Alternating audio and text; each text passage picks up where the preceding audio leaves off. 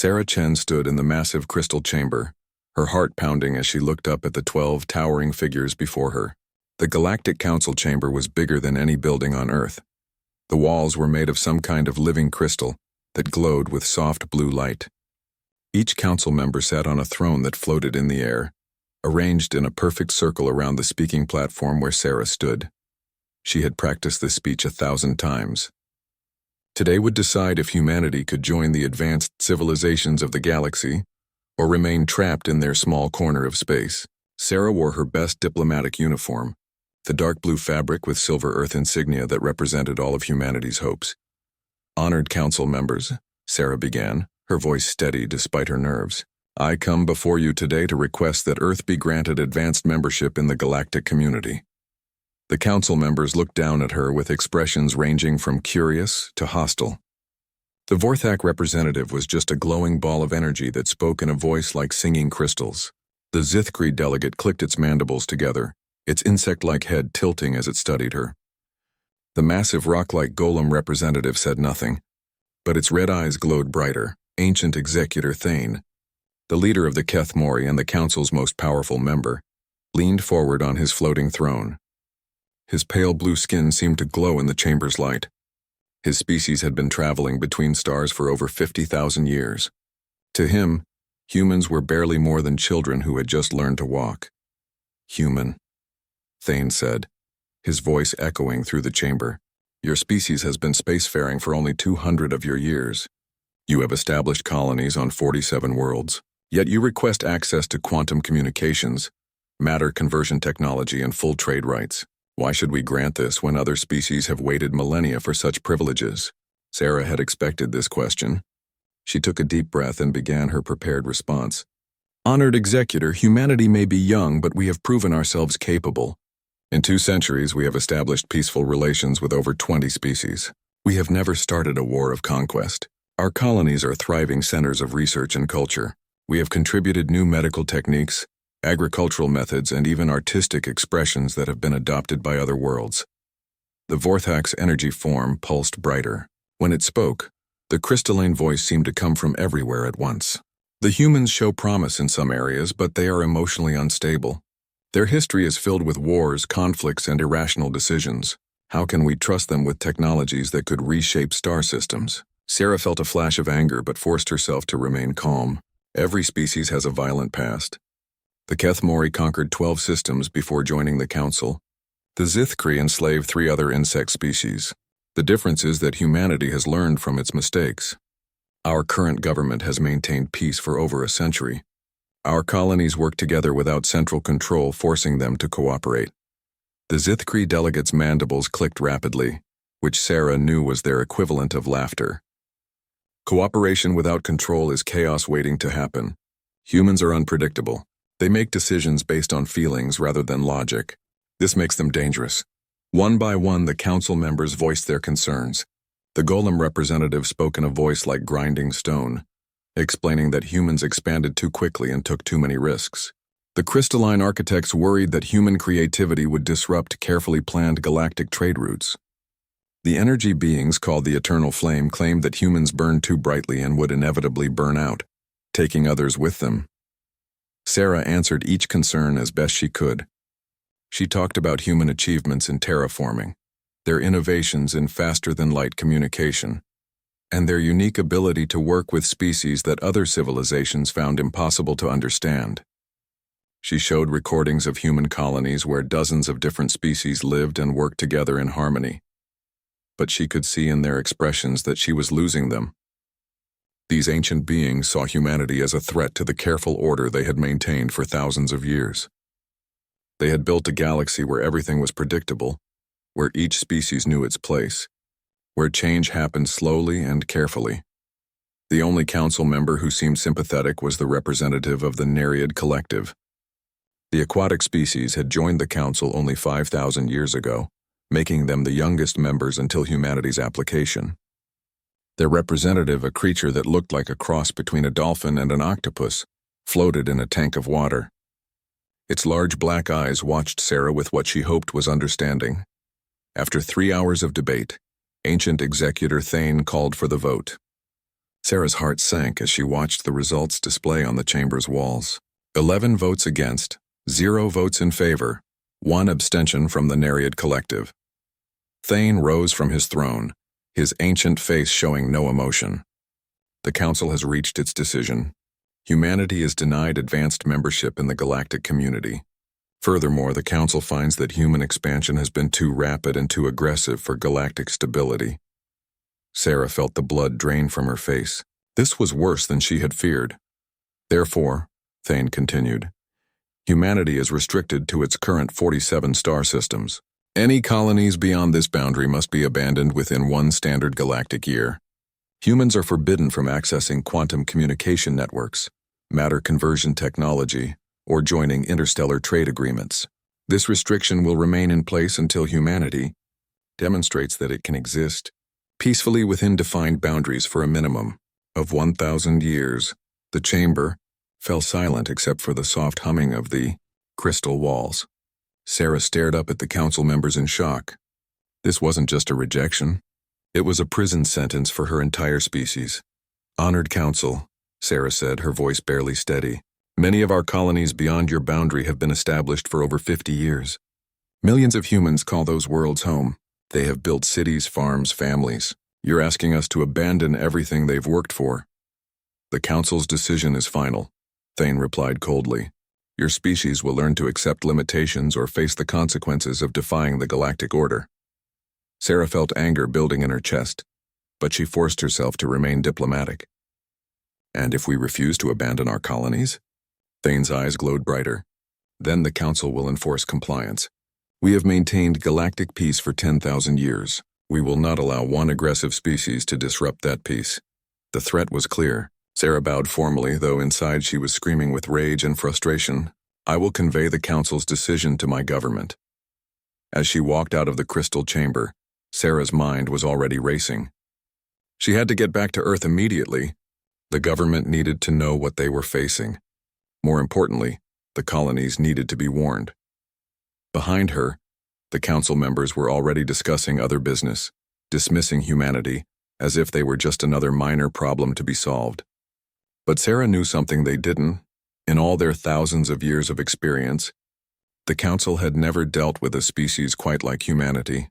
They had made their decision based on fear of human unpredictability. Soon they would learn exactly how unpredictable humans could be when their backs were against the wall. The vote against Earth might very well be the biggest mistake the ancient council had ever made. Sarah Chen's ship dropped out of faster-than-light travel just outside Earth's solar system. She had pushed the engines harder than recommended during the 3-week journey home, knowing that every day counted. The blue marble of her home world appeared on the view screen, looking peaceful and unaware of the crisis heading its way. Within hours of landing, Sarah was standing in the emergency session of the United Earth Government. The circular chamber in Geneva was packed with representatives from every nation and colony world. The tension in the room was thick enough to cut with a knife. President Martinez, a gray-haired woman who had led Earth through 2 previous alien contact crises, listened with a stone face as Sarah delivered her report. When Sarah finished explaining the council's ultimatum, the chamber erupted in angry voices. They want us to abandon 60 million colonists, shouted Representative Williams from the Australian sector. Those people have lived their entire lives on those worlds. This is exactly what we feared when we first made contact, said the delegate from New Beijing. The older species see us as a threat to their power. Director Marcus Webb of the Colonial Defense Initiative stood up, his military uniform crisp and his expression grim. Webb was a tall man with scars on his face from the border wars 20 years earlier. He had always believed that humanity would eventually have to fight for its place in the galaxy. With respect, Madam President, Webb said, we cannot comply with this order. Our colonies beyond the boundary zone produce 40% of our rare metals and 30% of our food. Without them, Earth itself cannot survive. We have no choice but to resist. President Martinez raised her hand for silence. Director Webb, you're talking about war with species that have been traveling between stars since before human civilization began. Their technology is thousands of years ahead of ours. Their technology may be advanced, Webb replied, but they've grown soft. When was the last time any of these species fought a real war? They've had peace for 10,000 years. They've forgotten what it means to fight for survival. Dr. Elena Vasquez, Earth's leading expert on alien technology, stood up from her seat in the science section. She was a small woman with intense dark eyes and hands that were always moving, even when she stood still. For 15 years, she had been studying every piece of alien technology that humans could get their hands on. Director Webb may be right about their military weakness, Dr. Vasquez said, but we need to be realistic about the technology gap. However, I've been working on something that might help level the playing field. All eyes turned to her. President Martinez nodded for her to continue. For the past 5 years, I've been studying energy readings from abandoned alien installations, Dr. Vasquez explained. I've discovered something interesting. Human brain patterns create unique quantum field interactions. It's something I've never seen in recordings of other species' neural activity. What does that mean in practical terms? President Martinez asked. Dr. Vasquez's eyes lit up with excitement. It means we might be able to interface with quantum fields in ways that other species cannot. If I'm right, we could develop technology that works differently from anything in the galactic database.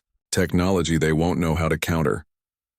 The chamber fell quiet as everyone processed this information. Finally, Representative Chen from the Mars colony spoke up. Dr. Vasquez, how long would it take to develop these technologies? With full government support and access to all our research facilities? 6 months for basic applications, maybe a year for military-grade systems. President Martinez looked around the chamber, seeing the determined faces of humanity's leaders. And what about our colonies? How are they responding to the Council's ultimatum? Sarah activated a holographic display showing the galaxy's spiral arms. Red dots marked human colonies beyond the Council's boundary. I've been in contact with all of them during my journey back to Earth. None of them are willing to abandon their homes. New Johannesburg in the Proxima Centauri system has already begun organizing a defense fleet. The mining colonies in Tau Ceti are converting their ore haulers into warships. The research stations in the Vega sector are working on new defensive technologies. So we're united in our response, President Martinez said. It wasn't a question. Director Webb stepped forward. Madam President, I request permission to begin immediate military preparations.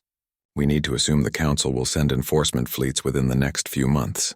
Our colonies need defensive upgrades, and our fleet needs to be ready for a fight unlike anything we've ever faced. President Martinez was quiet for a long moment, staring at the holographic display of human space. Finally, she spoke. Dr. Vasquez, you have unlimited resources and priority access to all research facilities. Director Webb, begin defensive preparations immediately, but keep them as quiet as possible. We don't want to give the Council an excuse to attack before we're ready. She stood up and everyone in the chamber rose with her. Representatives, return to your sectors and colonies. Tell them that Earth stands with them. We will not abandon our people. We will not bow to threats from species who think age gives them the right to control the galaxy. Over the next few weeks, human space became a hive of activity. Mining ships were retrofitted with weapons and armor. Civilian transports were converted into fast attack vessels. Space stations that had been peaceful research outposts suddenly sprouted defensive turrets and shield generators. Dr. Vasquez worked around the clock in her laboratory beneath the Swiss Alps. Her team of scientists came from every human colony, the best minds their species had to offer. They worked with equipment that pushed the boundaries of human engineering, trying to unlock the secrets of quantum field manipulation. The breakthrough came on a Tuesday morning. Dr. Vasquez had been testing a new quantum field generator when something unexpected happened. Instead of creating the predicted energy pattern, the device responded to her thoughts, shaping the quantum field in ways that should have been impossible. Get me Director Webb and President Martinez, she told her assistant, her hands shaking with excitement. I think I know how we're going to fight back. Meanwhile, in the outer colonies, humans were preparing in their own way. The mining colony on Kepler 442b had turned its entire asteroid mining operation into a weapons factory. The agricultural worlds were stockpiling food and converting their weather control systems into planetary defense networks. Every human settlement beyond the Council's boundary was turning into a fortress. But it wasn't just about weapons and defenses. The colonists were also sending a message to the galaxy. They broadcast their stories across the quantum communication networks they still had access to. They showed alien species what human colonies really looked like. Diverse communities where different species worked together, where children of a dozen different worlds played in the same parks.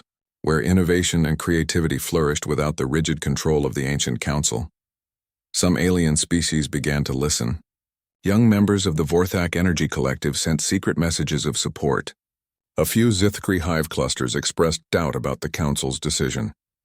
Even some of the Golem collectives, usually the most conservative species in the galaxy, began asking questions about why the council feared human expansion so much. The Nereid collective, who had abstained from the original vote, went further. Their representative, who called herself Deep Current, sent an encrypted message directly to Sarah Chen. The message was simple, but shocking. The young remember what the old have forgotten. The galaxy was not always ruled by fear. As reports came in from across human space, one thing became clear. Humanity would not go quietly into the boundaries the Council had set for them. They would fight for their colonies, their freedom, and their right to exist as equals in the galaxy.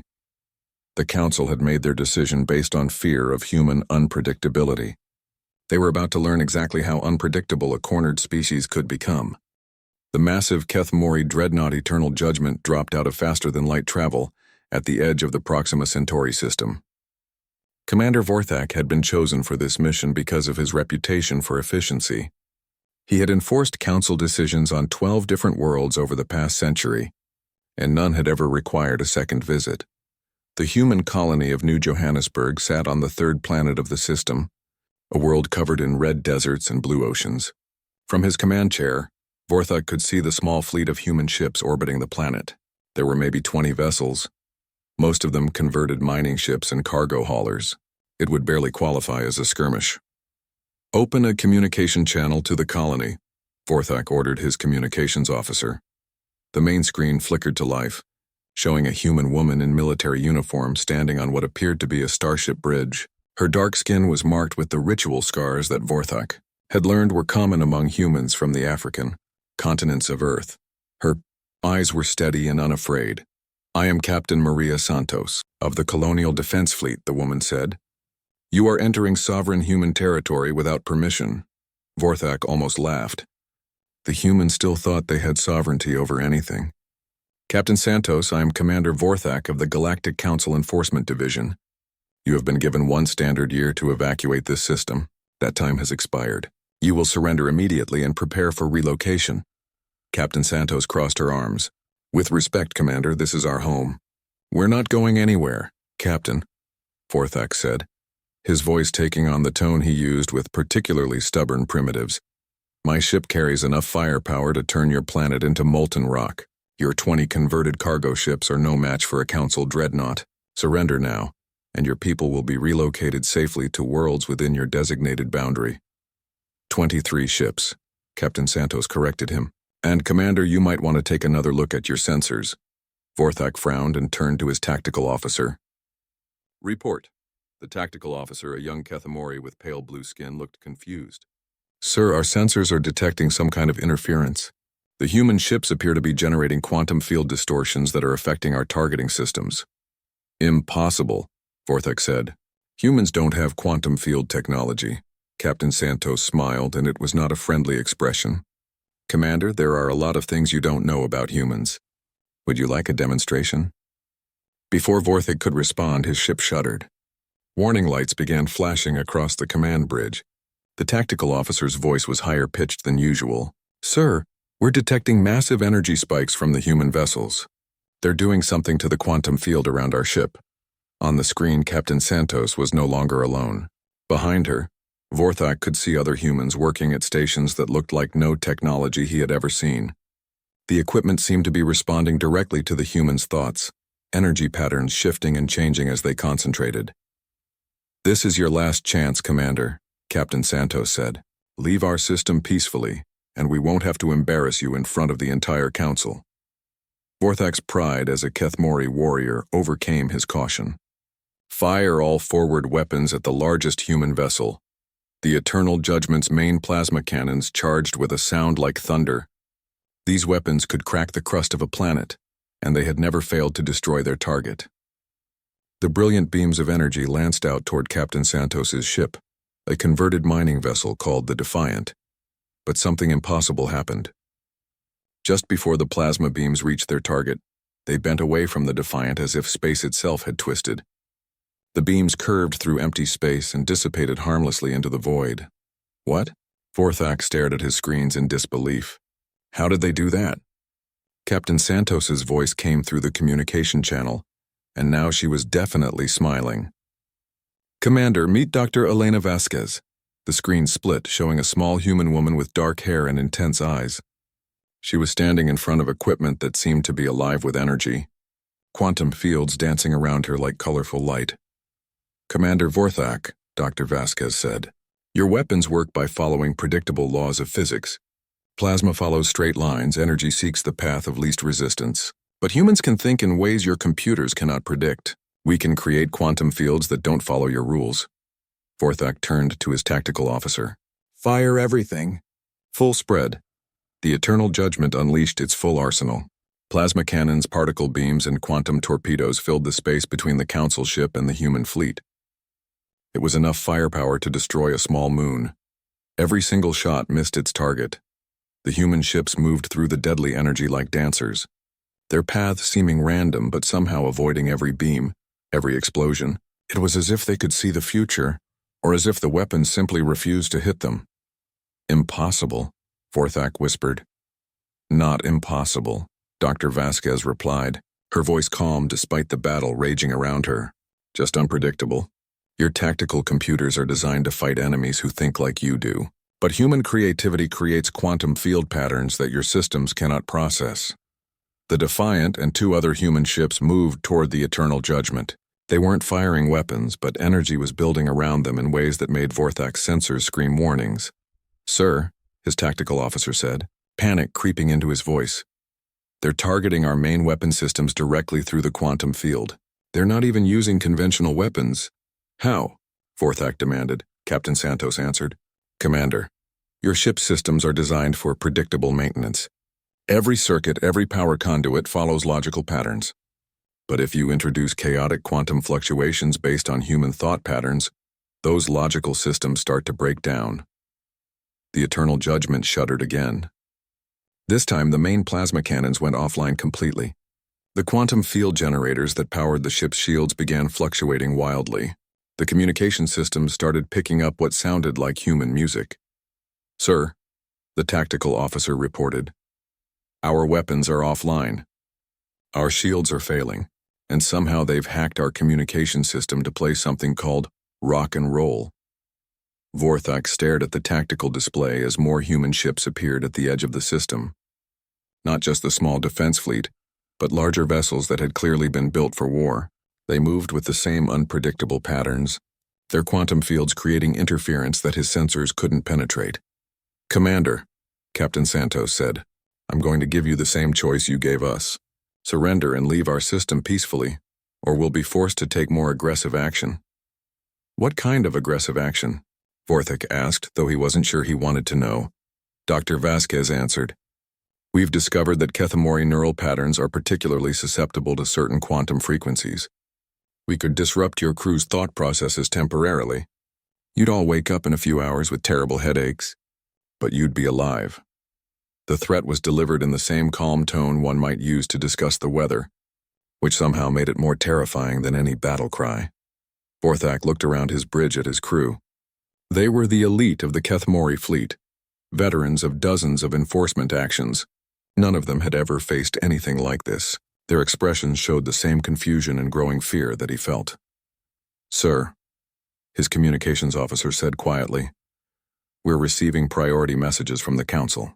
Other enforcement fleets are reporting similar problems. The humans at Wolf 359 disabled an entire Vorthak energy squadron.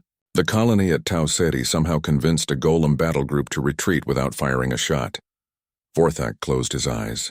In his long career, he had never retreated from a primitive species. But he had also never faced an enemy that could make his weapons forget how to fire.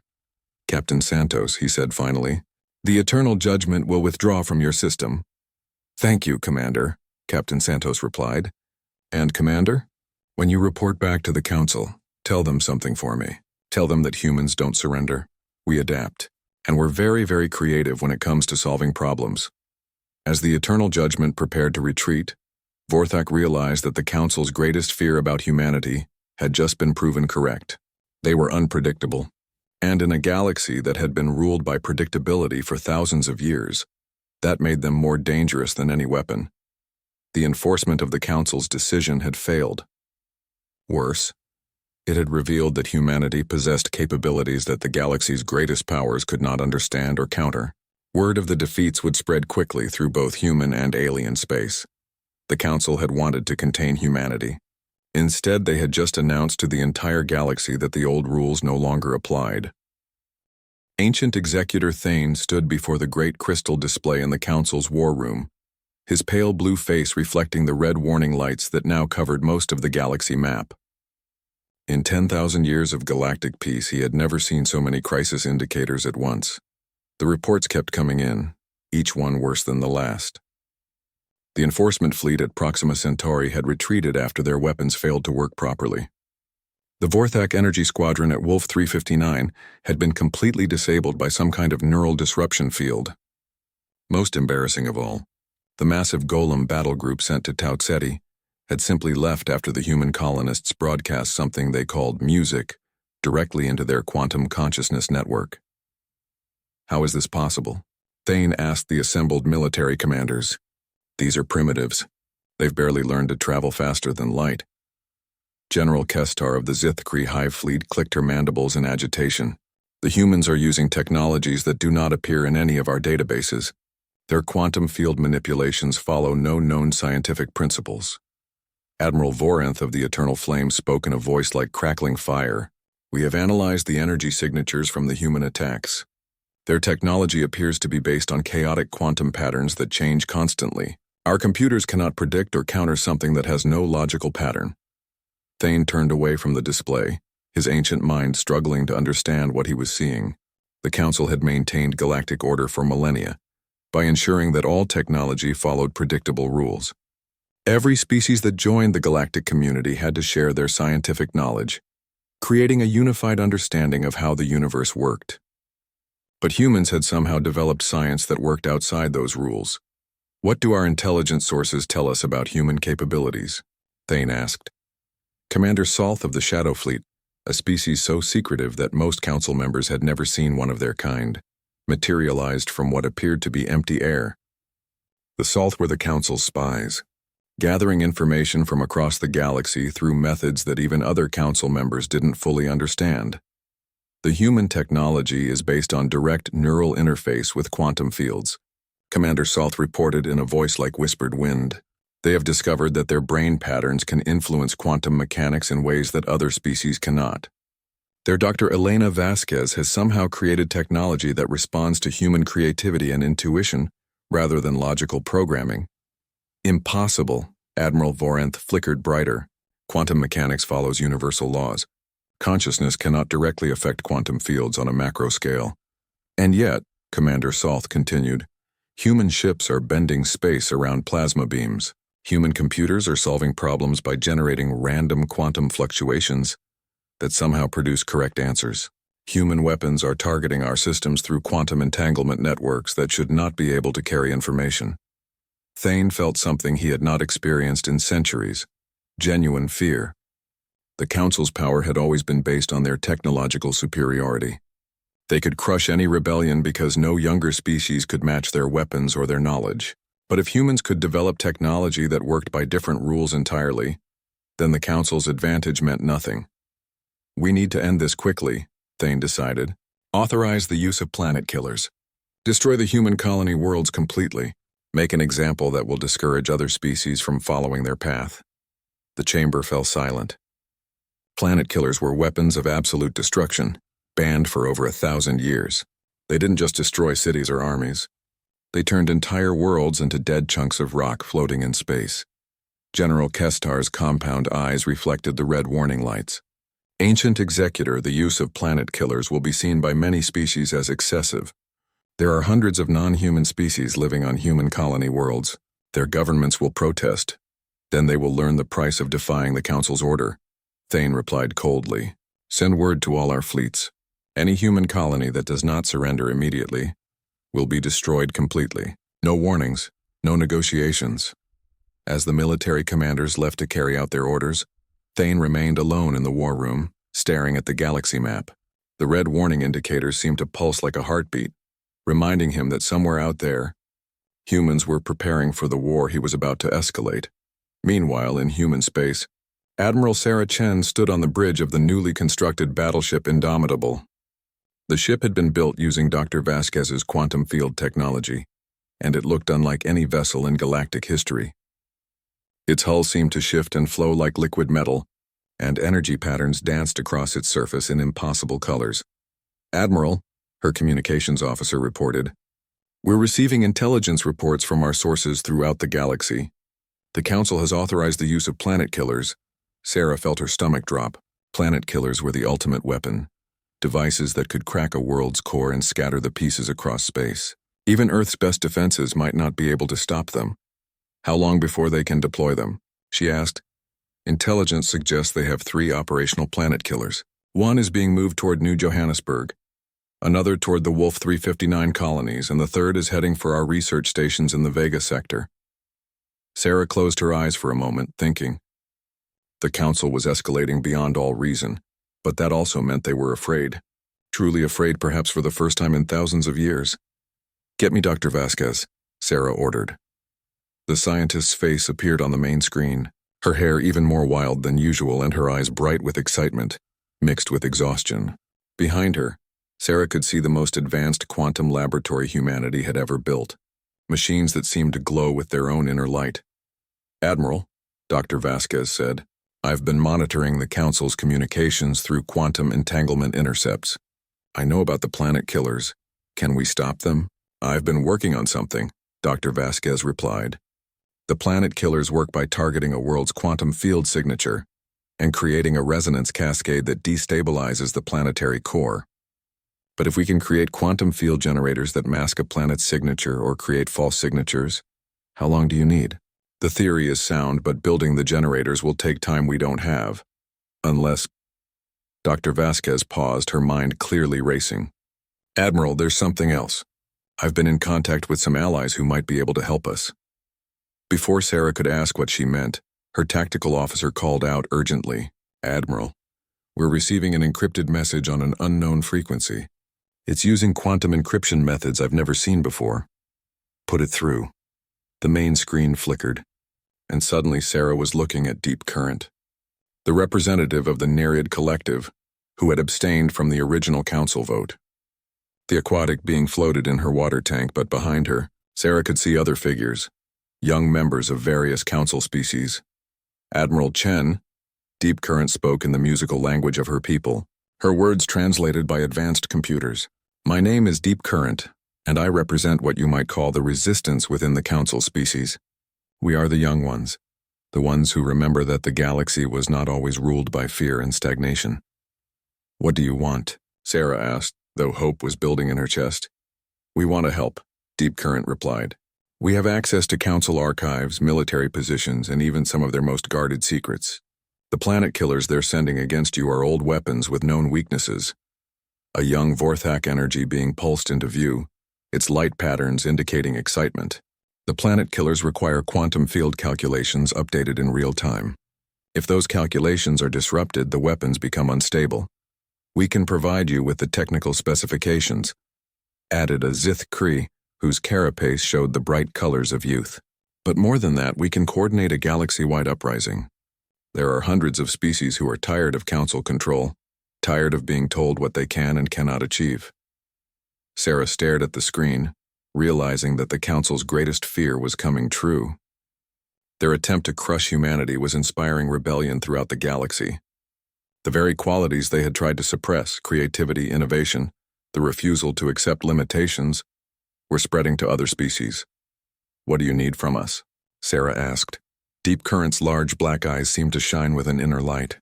"Show the galaxy that the Council can be defeated. Break their planet killers. Prove that their ancient power is not absolute. We'll handle the rest." As the communication ended, Sarah looked around her bridge at the faces of her crew. They were about to face weapons that could destroy entire worlds. But for the first time since this crisis began, she felt genuinely hopeful. The Council thought they could end the human problem with overwhelming force. Instead, they were about to discover that sometimes the most dangerous thing you can do to a fire is try to stamp it out. All you accomplish is spreading the sparks. The attack came from everywhere at once. Across dozens of star systems, human fleets appeared without warning, their ships materializing from quantum fields that had hidden them from Council sensors. Admiral Sarah Chen stood on the bridge of the Indomitable, watching as her carefully planned operation unfolded across the galaxy. "Admiral," her communications officer reported, "Strike Group Alpha has reached the Keth Mori shipyards. Strike Group Beta is in position around the Vorthak Energy Nexus. Strike Group Gamma is moving on the Council archives at Andromeda Station." Sarah nodded, her hands steady despite the magnitude of what they were attempting. This wasn't just a military operation.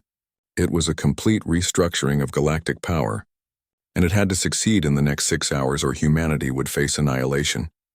"Dr. Vasquez, report on the planet killer neutralization." The scientist's voice came through clearly despite the quantum interference from the ongoing battles.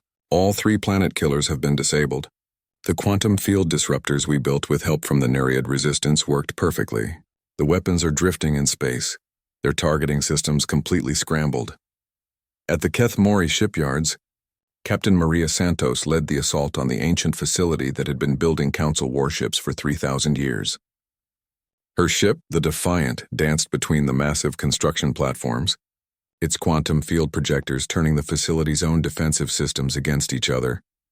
"Captain," her tactical officer called out, "the shipyard's central AI is trying to coordinate a defense, but our quantum scramblers are making it think in circles." Santos smiled grimly. The shipyard was more than just a military target. It was a symbol of Council power, a facility that every species in the galaxy knew was untouchable. Its destruction would send a message that nothing the Council built was beyond human reach. "Focus fire on the main construction platforms," Santos ordered. "Let's make sure they remember this day." The Defiant's new weapons, designed by Dr. Vasquez to channel human creativity directly into destructive force, tore through the shipyard's defenses like paper. Each shot was unique, unpredictable, impossible for the facility's computers to counter. Within an hour, the shipyard that had taken centuries to build was nothing but floating debris. But the most important battle was happening at the Council's seat of power itself. Admiral Chen's flagship had penetrated the massive defensive grid around the crystal chamber, where humanity's fate had been decided months earlier. The Indomitable moved through the Council's defense fleet like a ghost, its quantum fields making it appear in multiple places at once. Ancient Executor Thane stood in his command center, watching his greatest fears become reality. The human ships were everywhere, moving through his defenses as if they didn't exist, striking at targets across the galaxy with precision that should have been impossible for such a young species. How did they coordinate all of this? He demanded of his tactical staff. Our intelligence networks detected no preparation for an attack of this scale. Commander Salth materialized from the shadows, his usually calm demeanor showing cracks of genuine panic. Ancient Executor, they're using quantum entanglement communication networks that we cannot intercept or trace. Their coordination methods are based on the same chaotic patterns as their technology. We cannot predict their movements because their strategy has no logical structure. On the main display, Thane watched as human boarding parties materialized inside the Council chamber itself. The humans weren't using transporters or shuttlecraft. They were somehow moving through quantum fields directly, appearing in secure locations that should have been impossible to breach. Admiral Chen materialized in the center of the crystal chamber, her uniform unmarked despite the battles raging across the galaxy. Behind her, the quantum field generator that Dr. Vasquez had designed hummed with impossible energy, its patterns too complex for any Council computer to analyze. "Ancient Executor Thane," Sarah said, her voice carrying clearly through the chamber. "I believe we have some unfinished business." Thane descended from his floating throne, his ancient face showing confusion and growing fear. "How did you get past our defenses? How did you coordinate attacks across the entire galaxy without us detecting your preparations?" Sarah smiled, and it was the same expression Captain Santos had worn when facing the eternal judgment. "You made the same mistake you've been making for thousands of years. You assumed that everyone thinks the way you do. You looked for logical patterns, organized hierarchies, predictable strategies, but humans don't work that way. Dr. Vasquez's image appeared on a holographic display, her wild hair and intense eyes now familiar to every being in the galaxy. Ancient Executor, human consciousness operates on principles of creative chaos. We can coordinate through quantum fields that respond to intuition rather than logic. We can make decisions based on inspiration rather than calculation. You can't predict us because we don't even predict ourselves. Behind Sarah, more humans materialized in the chamber, but they weren't alone. Deep Current of the Nereid Collective appeared in her mobile water tank, surrounded by young members of dozens of council species. The resistance that had been building throughout the galaxy was finally showing itself. "This is impossible," Thane whispered. "The council has maintained order for 10,000 years. The galaxy needs our guidance. Without us, there will be chaos." "No," Sarah replied, stepping closer to the ancient alien leader. "Without you, there will be freedom. Freedom to explore, to innovate, to make mistakes and learn from them. The galaxy doesn't need your order. It needs the chance to grow." She activated the quantum field generator, and suddenly every being in the galaxy could hear her words, transmitted through the very fabric of space itself. "People of the galaxy, for too long you have been told what you cannot do, what you cannot achieve, what you cannot even dream of. The Council has hoarded knowledge and technology, keeping you trapped in artificial boundaries." The generator's field expanded, and suddenly the sealed archives of the Council began broadcasting their contents across the galaxy. Thousands of years of hidden knowledge, suppressed technologies, and forbidden discoveries flooded the communication networks of hundreds of species. "This is our gift to you," Sarah continued. "Not conquest, not control, but choice. The choice to determine your own destiny, to reach for the stars without asking permission from those who claim to know better." On worlds across the galaxy, beings who had never imagined such possibilities began to understand technologies that had been kept from them for millennia. The rigid hierarchies that had maintained galactic order for so long began to crumble, as species discovered they no longer needed council approval to advance. Thane fell to his knees, his ancient mind overwhelmed by the collapse of everything he had believed in. "You don't understand," he pleaded. "Without control, without order, the galaxy will tear itself apart. There will be wars, conflicts, chaos." "Maybe," Sarah admitted, "but there will also be growth, discovery, and progress. The galaxy has been stagnant for 10,000 years under your rule. It's time for something new." Deep Current's musical voice filled the chamber. "The young will not make the same mistakes as the old. We have learned from your example what not to become." As Sarah prepared to broadcast the final message that would establish a new galactic confederation based on cooperation rather than control, she thought about the Council's original decision.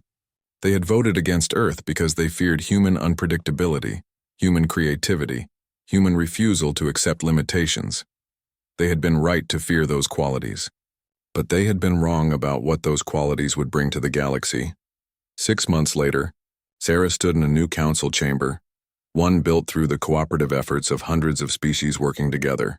The old crystal chamber had been preserved as a museum, a reminder of what the galaxy had chosen to leave behind. Representatives from across the galaxy worked together on projects that the old council would never have allowed. Quantum field manipulation was being taught to any species that wanted to learn. The barriers between different forms of consciousness were breaking down as beings discovered new ways to communicate and cooperate. The galaxy was chaotic, unpredictable, sometimes messy. There were conflicts and disagreements, mistakes and failures. But there was also an explosion of creativity and innovation unlike anything seen in thousands of years. Sarah looked out at the swirling patterns of ships from hundreds of worlds, each one unique, each one representing a species that was finally free to reach its full potential. The Council's vote against Earth had indeed been their final mistake. Not because it led to their destruction, but because it forced humanity to prove that there was a better way forward for everyone. In trying to contain the chaos of human creativity, the Council had unleashed it upon the galaxy, and the galaxy, Sarah realized with satisfaction, was better for it.